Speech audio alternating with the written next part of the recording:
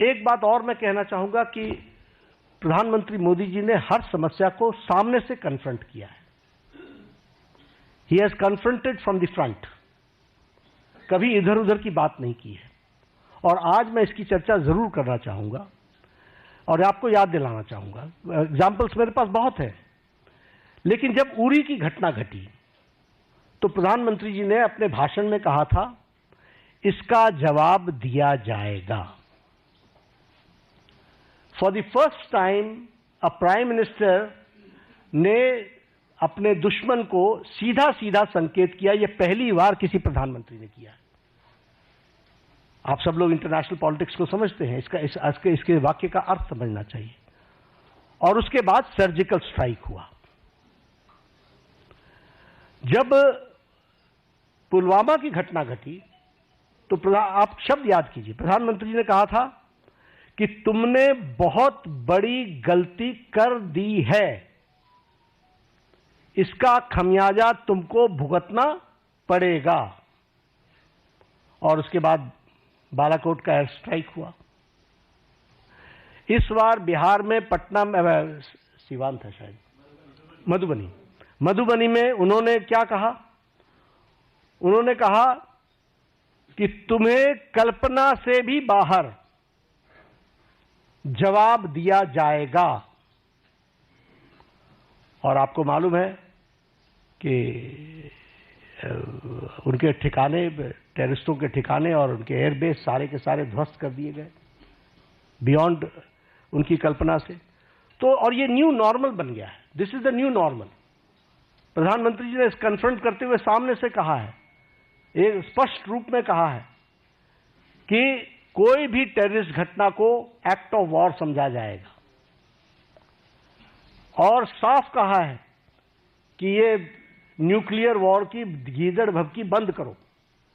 और साफ कहा है कि टेररिस्ट और टेररिस्ट को संरक्षण देने वाले में अंतर नहीं समझा जाएगा।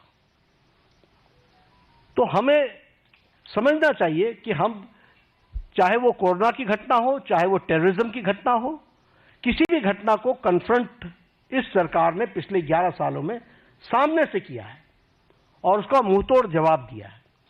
अगर मैं लेफ्ट विंग टेररिज्म की लेफ्ट विंग एक्सट्रीमिज्म की बात करूं, नक्सलाइट्स की बात करूं, मैं 6 साल छत्तीसगढ़ का प्रभारी रहा हूं। मैंने कोंटा, सुकमा, बीजापुर, नारायणपुर, दंतेवाड़ा, ये सारे डिस्ट्रिक्ट्स घूमे हुए हैं, अच्छे तरीके से नाइट स्टे किया है। मुझे मालूम है कि नक्सलाइट प्रोन एरिया की हालत क्या होती है।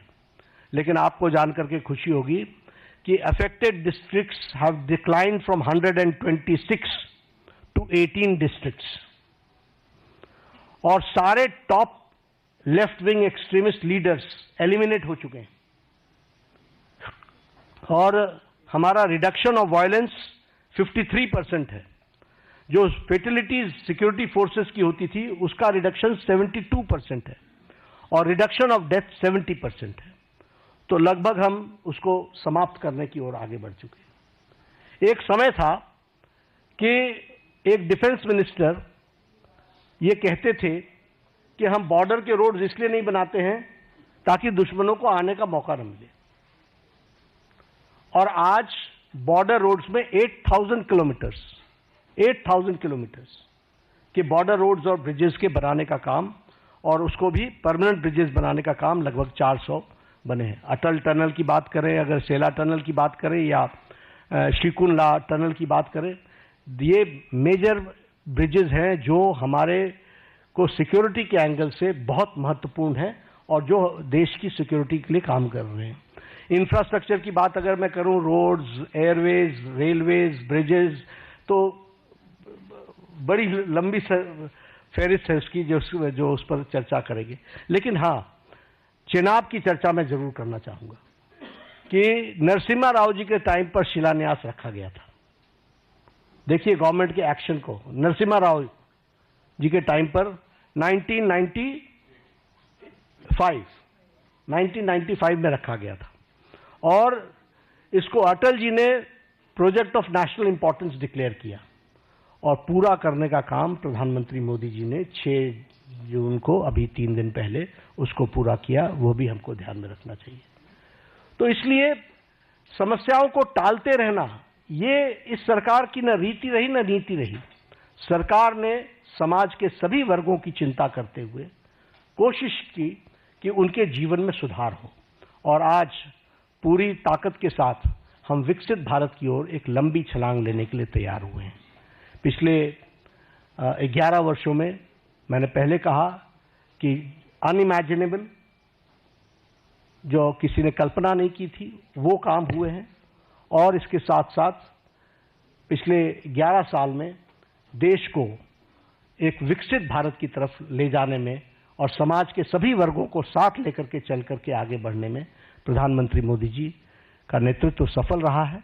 और आज 11 साल पूरे होने पर मैंने कोशिश की, it is very difficult to comprehend the whole work done in last 11 years, but I've tried to point out some major things, and I've tried to highlight the issues, the policies and programs जिनके माध्यम से इस कार्य को पूरा करने का काम प्रधानमंत्री मोदी जी ने किया है। धन्यवाद। बहुत बहुत धन्यवाद आदरणीय राष्ट्रीय अध्यक्ष जी। अभी अध्यक्ष जी के भाषण के दौरान, प्रेस वार्ता के दौरान ही बहुत बड़ी संख्या में आप लोगों के मैसेज आए हैं सवालों के लिए। इतनी बहुत बड़ी संख्या में आए हैं। हम कोशिश करेंगे कुछ सवालों का जरूर जवाब, सवाल आप लोगों के लिए। इसके एकदम बाद ही राष्ट्रीय अध्यक्ष जी को एक प्रदर्शनी का भी उद्घाटन करना, आप सब लोग उसमें भी आमंत्रित हैं। तो कुछ सवाल जरूर हम लोग कोशिश करेंगे कि आप लोगों के लिए। Sanjay ji. Devendra Palasar, India TV. Sir, मेरा सवाल ये है, और पहलगाम हमला और ऑपरेशन सिंदूर के बैकग्राउंड में रक्षा के क्षेत्र में, सामरिक क्षेत्र में, या फिर विदेश नीति को लेकर जो उपलब्धियां रही मोदी सरकार के अंतर्गत, और एलओपी राहुल गांधी जैसे सवाल खड़े कर रहे हैं कि देश की कोलैप्स कर गई या ऑपरेशन सिंदूर के लिए कितने फाइटर जेट हमारे नुकसान हुए, इन आलोचनाओं को कैसे देखते हैं? देखिए, मैं यही इसी तरीके से देखता हूं कि भगवान उनको सद्बुद्धि दे, क्योंकि उनका उद्देश्य कम से कम समझना बड़ा मुश्किल है। ऑल पार्टी मीटिंग में आते हैं तो कहते हैं हम देश के साथ खड़े हैं, बाहर जाते हैं तो प्रश्न खड़े करते हैं, और प्रश्न भी वो खड़े करते हैं जो बेबुनियाद है। इसलिए इस तरीके का नैरेटिव बनाने का काम मैं सिर्फ यही कह सकता हूं कि एक गैर जिम्मेदाराना विपक्ष की भूमिका वो अदा कर रहे हैं। राम नारायण श्रीवास्तव। सुशासन का जो सवाल किया, हाँ, राम नारायण। सुशासन की बात की है, तो पूरे देश में इस पर कितना बड़े, इसकी क्या सजेशन, इस पर सरकार और पार्टी में कितना? देखिए, पार्टी सक्रिय है और पार्टी एक्टिवेटेड है। जनता में जनमानस बने, इसके बारे में चर्चा हो, ये पीपल्स मूवमेंट भी बने और इनैक्टमेंट भी हो, हम कमिटेड हैं। नीरज पांडे। सर, जयराम रमेश जी ने ट्वीट किया है, उन्होंने कहा कि नरेंद्र मोदी जी को आगे आकर 13 साल के उपयोग के बारे में बात करनी चाहिए, लेकिन उन्होंने जेपी नड्डा जी को आगे कर दिया। मुझे उम्मीद है कि पीएम साहब खुद सामने आएंगे। उनके इस ट्वीट को किस तरह से? नहीं, मैंने यही कहा ना कि उनको आप उनको देखिए, उनकी सारी लीडरशिप को देखिए, चाहे जयराम रमेश जी भी मूल इशू पर कभी भी चर्चा नहीं करते। राष्ट्रीय अध्यक्ष आकर के प्रेस कॉन्फ्रेंस कर रहा है, ये गलत है क्या? सरकार के 11 साल पूरे हो रहे हैं और 11 साल पूरे होने पर पार्टी का जिस पार्टी का नेतृत्व है उसका अगर राष्ट्रीय अध्यक्ष एड्रेस करता है तो प्रॉब्लम क्या है? और जितना प्रधानमंत्री जी जनता से कन्वर्स करते हैं उतना तो शायद जयराम जी अपनी जिंदगी में किसी से बातचीत नहीं की होगी।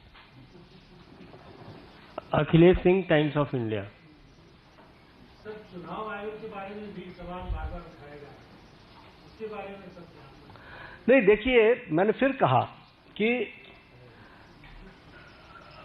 शब्द ही गैर जिम्मेदाराना है। आप हिमाचल जीत लेते हो, कर्नाटक जीत लेते हो, तब आपको कोई तकलीफ नहीं होती। आप जब चुनाव हार जाते हो तो ये तो बचपन में सुना था ना कि जब जीतने लगो तो हम बहुत अच्छे क्रिकेटर और हारने लगो तो अंपायर गलत है। तो ये कोई तरीका थोड़ी ना है, सोचने का भी कोई तरीका नहीं है। और मैं सच बताता हूं, I am very serious about it. आप देखिए, उन्होंने 4 बार प्रेस कॉन्फ्रेंस किया, चारों में चारों अलग अलग आंकड़े हैं। इतने वोट जुड़ गए, इतने वोट जुड़ गए, हर बार आंकड़े अलग अलग हैं। तो जो इतने कैजुअल अप्रोच के साथ इतनी बड़ी संस्था को अटैक करते हो, कांग्रेस पार्टी को सोचना चाहिए कि उनका नेतृत्व कैसा है, क्या कर रहा है, क्या सोच रहा है, उसके बारे में वो सोचे। बिल्कुल जुड़ा हुआ नाम है। तो मैं तो इतना ही कहूंगा कि मैं ऑपोजिशन में रहा हूं। ऑपोजिशन को किस तरीके से सरकार में आना होता है, इसके तरीके अलग होते हैं। Akhilesh Sharma, India NDTV. जो पिछले 2 कार्यकाल थे उसकी तुलना अगर इस कार्यकाल में एक बड़ा अंतर ये है कि इस बार पूर्ण बहुमत से बीजेपी की सरकार नहीं है। जो पिछले बार 9 तारीख को सरकार की शपथ हुई तभी कांग्रेस पार्टी ने भविष्यवाणी कर दी थी कि ये सरकार ज्यादा लंबे समय नहीं चल सकती। लेकिन अगर स्थिरता की बात करें तो इसके बाद एक विधानसभा चुनाव और बिहार का विधानसभा चुनाव सामने है, इसको लेकर के आपका क्या आकलन है? दूसरा जो स्थिरता की बात कांग्रेस कहती है कि ये सरकार पूरा अपना कार्यकाल नहीं कर पाएगी, जो भी 2 सहयोगियों के ऊपर निर्भर। देखिए, एनडीए पूरा कार्यकाल भी करेगी और अगला कार्यकाल भी करेगी, आप उस पर चिंता ना करें। दिक्कत यह है कि जिन लोगों को तकलीफ है वो तो हमेशा इस तरीके की बातचीत करते रहेंगे। उनको कोई देश आगे बढ़े, राष्ट्र आगे बढ़े, इसकी कितनी चिंता है, यह प्रश्नवाचक चिन्ह है। लेकिन इसकी चिंता है कि मेरी पार्टी कैसे आए, हम कैसे आए। तो ये उनका स्वाभाविक तरीका है, वो स्वाभाविक रूप से इस तरीके के षड्यंत्र रचने की कोशिश करते रहेंगे। हमारी सरकार मजबूत है और यह 5 साल भी और इसके अगले 5 साल भी पूरे अच्छे से चलेगी। बहुत बहुत धन्यवाद मित्रों। क्षमा प्रार्थी हूँ।